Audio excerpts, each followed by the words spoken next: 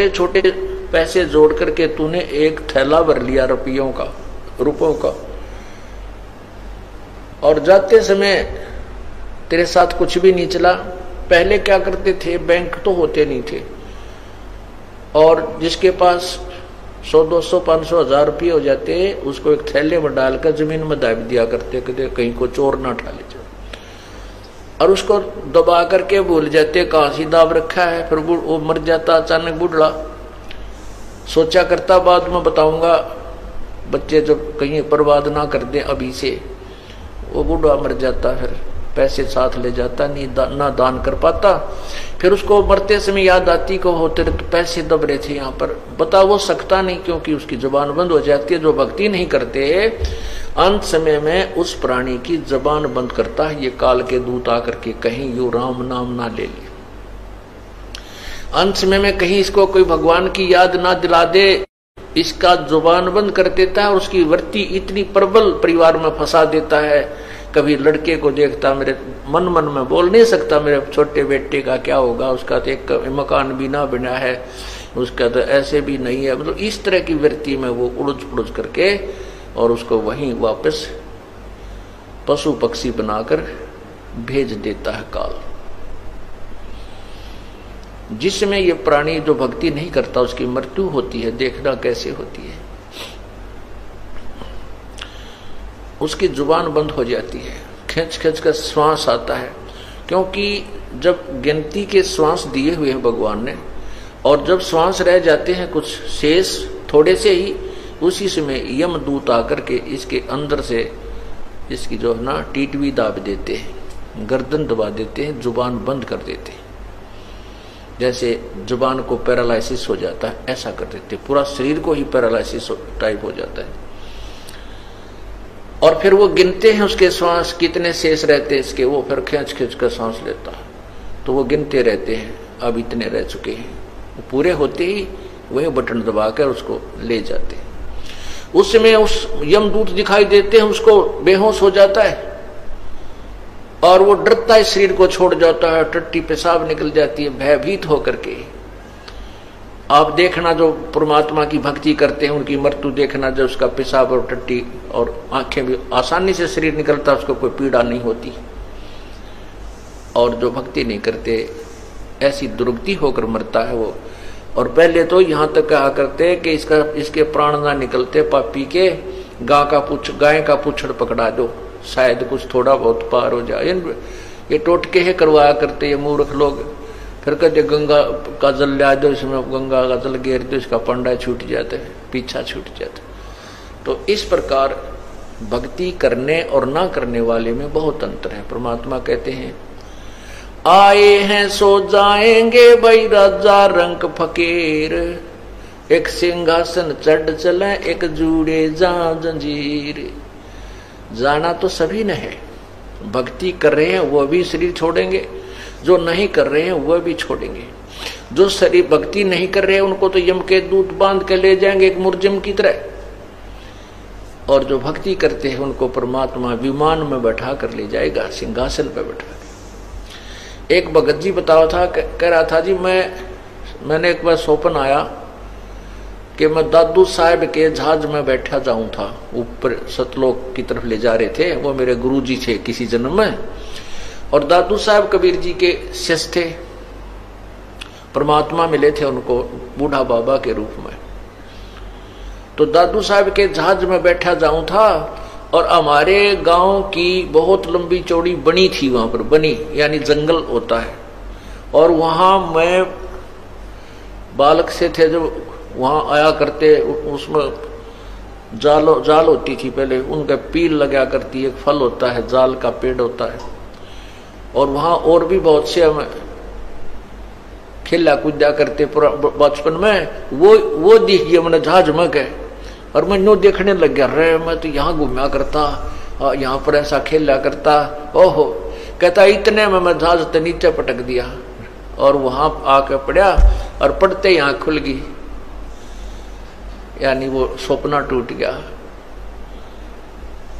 तो पुण्यात्माओं ऐसे ही हम मार खा जाते हैं, ऐसे ही हम वापस गिर जाते हैं इस लख 84 के चक्कर में हमारे को अंत समय में यू काल कोई ना कोई ऐसी बीमारी याद दिवा देगा और मन का हो ये तो बड़ा आनंद आ रहा था यहाँ पे, और उन सारे दुखों न भूल जा जो सारी उम्र पीड़ित रहा वो। तो पुण्यात्माओं, ये ज्ञान तत्व ज्ञान आपको इसलिए सुना जाता है कि आप सावधान रहें, आप मार ना खा जाएं जैसे पहले खा चुके हैं। तो कहते आए हैं सो जाएंगे राजा रंग फकीर, एक सिंहासन चढ़ कर जा एक बंधे जात जंजीर। बहुत अंतर हो जाता है।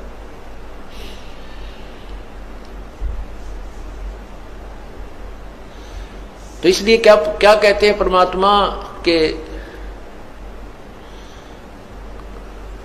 जैसे जब वो अंत समय में मरता है, सारी उम्र माया जोड़ जोड़ कर धर जाता है, और अंत समय में वो बच्चों को भी बताना भूल जाता है, अचानक मर जाता है, तो उसकी मृत्यु वहीं रह जाती है।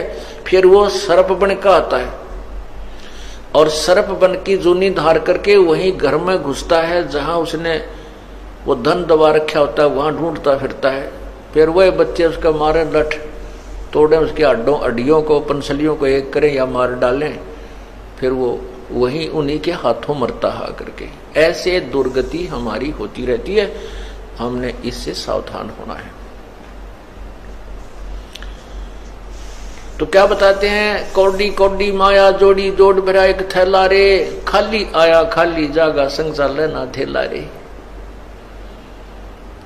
एक जगह शमशान घाट पर देखा था, याद नहीं आ रहा कहां पर लिखा था, उसमें लिखा था शमशान घाट इधर है, और नीचे एक श्लोक लिखा था कि ए भोले इंसान याद रखना कि कफन का जेब नहीं होती, कफन का जेब नहीं होती। जब तू यहां आएगा तेरे साथ कुछ नहीं आएगा, और जिस पर एक सिंगल कपड़ा तेरे ऊपर डाला जाएगा वो उसका जेब भी नहीं होगी, अर्थात तू कुछ नहीं ले जा सकेगा।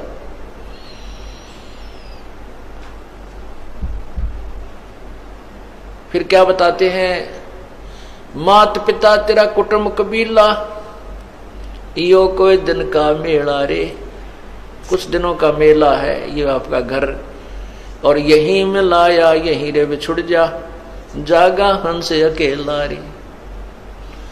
यहीं यो मेला भरा था, और यहीं एक एक करके ये खत्म हो जाएगा, बिछुड़ जाएगा।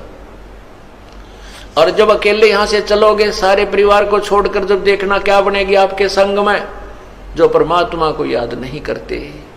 परमात्मा कहते हैं हिड़की दे दे रोएगी सुरता जब तू चलेगी अकेली। आत्मा को कहते हैं जब बड़े पूरे परिवार ने छोड़कर जिसको तू अपना मान रही है, फिर पछाड़ खा रोएगी जब तू अकेली जाएगी, यहां से तेरा कोई साथ नहीं जाएगी। इसलिए परमात्मा की भूल मत गिरने दे। तेरा जितना संस्कार जिसके साथ जुड़ा है वो अपनी उस भूमिका को निभाते हुए परमात्मा को मत भूलिए। इतना ही कहना परमात्मा का, ये सारा कुछ जो है ना ज्ञान सुनाकर आपको इसी तरफ डाइवर्ट करना, आपकी वृत्ति को, इस दिशा को ही बदलना थोड़ा सा। फिर कहते हैं एक डाल पर दो पक्षी बैठे, एक गुरु एक चेला रे। और चेला तो चंचल है भाई, गुरु निरंतर खेला रे। अब क्या बताते हैं कि जैसे आगे निर्णय देते हैं कौन तो गुरु है कौन चेला है। अब जैसे ज्ञान मार्गदर्शन करना, तो इस दास आपका गुरु है और आप शिष्य हो, और फिर आपको जो नाम दे दिया है, फिर आपने कैसे जो नाम दिया है उसको, वो तो आपका गुरु और चित्त, अर्थात जैसे गुरु जी के प्रति आपका अटूट भाव, अटूट श्रद्धा, अटूट ध्यान लगा रहना चाहिए, गुरु जी की तरफ आपकी वृत्ति सदा रहनी चाहिए। ऐसे ही फिर जब नाम आपको मिल जाता है तो सिमरण करते समय उस शब्द को जो मंत्र दे रखा है वो तो आपके गुरु की तरह, और चित्त को चेला बनाकर उसके ऊपर सिमरण पर लगाए रखना है। कहते हैं इस पद का तुम भेद सुनो, वो कौन गुरु कौन चेला रे। रामानंद का कहे कबीरा, शब्द जो मंत्र आपको दिया है वो गुरु और चित्त, अर्थात उसके ऊपर मन को लगाए रखना, वो तेरा वो शेष है, यानी चित्त को उस मन के ऊपर, मंत्र के ऊपर लगाए रखना, भक्ति करते रहना, ऐसा परमात्मा हमें समझाते हैं। अपुण्यात्माओं भक्ति भी करें तो कैसे करें, किसकी करें, कौन परमात्मा है और किस साधना से हमारा मोक्ष होगा, सबसे पहले ये निर्णय करना होता है। और जब तक हमें ये निर्णय नहीं होगा कि हम किस दिशा में चलें, हमने अपने घर की तरफ जाना है, बहुत दूर हम खड़े हैं, और जब तक हमें ये नहीं मालूम कि हमारा घर किस दिशा में है, कौन सा मार्ग है वहां जाने का, तो ऐसे कुमार्ग पर जाना व्यर्थ है। विपरीत दिशा में चाहे हम कितनी स्पीड से चलते रहें, वो दिशा दूर, वो हमारे मंजिल से दूर ही हमें ले जाती रहेगी। शास्त्र विधि को त्याग कर मनमाना आचरण जो हम करते हैं, वो हमारे लिए हानिकारक है, परमात्मा से दूर कर देता है। कैसे कर देता है? जैसे किसी ने तप किया तो राजा बन गया। अब राजा बन जाता है, फिर नहीं मानता भगवान को, बस वो तो इतना तो मानता है कि तब मंदिर आ गया, न्यू कर लिया। कभी गया तो लोग दिखावा 10-5 हजार रुपये दे दिए, कोई जमीन दे दी मंदिर के नाम पे, उसी तरह के। लेकिन कोई नो कहे तो गुरु बना ले और भक्ति कर और बुराई मत कर, माया जोड़नी छोड़ दे, दुनिया को तंग ना कर, टैक्स अधिक मत लगा और ये बकवाद करनी छोड़ दे, गुटी सूटी लानी छोड़ दे, ये नहीं छूट सकती। तो फिर वो अभिमानी हो जाता है, उसके सामने उसको नो शब्द स्वीकार्य नहीं होता। राजा को कोई नौकर या कोई भी उसको कहे, वो नहीं सुनता, उसमें इतना अभिमान बन जाता है और अपने जीवन को खो करके वो पशु जोनी में चला जाता है, परमात्मा से दूर हो गया। शास्त्र विरुद्ध साधना से, अर्थात कुमार्ग पर जाने से, मंजिल से विपरीत दिशा में चला गया।